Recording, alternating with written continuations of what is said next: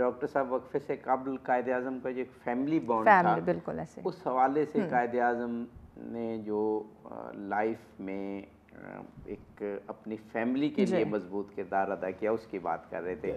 کیسے تو میں اس سے سلسلے میں یہ بات کر رہا تھا کہ جو ایز اے لائر انہوں نے یہ کیا تھی، گاندھی نے پہلا ایک مقدمہ لیا جب ایویڈنس گواہ پیش ہوتا ہے اس پر کراس وکیل نے کرنا ہوتا ہے. جی جی تو گاندھی صاحب کی ٹانگیں کانپنی شروع ہو گئیں اور اس کے پسینے ماتھے پہ بھر گیا اور ہی لیفٹ دی کورٹ.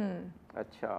اب جناح صاحب نے جو 2 کے مقدمے لڑے، جو ایویڈنس ان کے سامنے آتا اس کو جب کراس ایگزامن کرتے تھے تو ان کا گواہ گھبرا جاتا تھا اور جناح صاحب اپنے مطلب کی بات نکلوا دیتے تھے and he one both the case.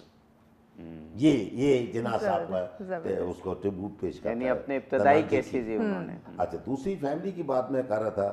Apollo hotel میں ٹھہرتے تھے، فیملی کو سپورٹ کر رہے تھے، پھر انہوں نے سپورٹ اپنے والد صاحب کی سپورٹ کر رہے تھے، پھر تمام بہنوں کا انہوں نے سپورٹ کیا، پوری جو فیملی ٹریڈیشن.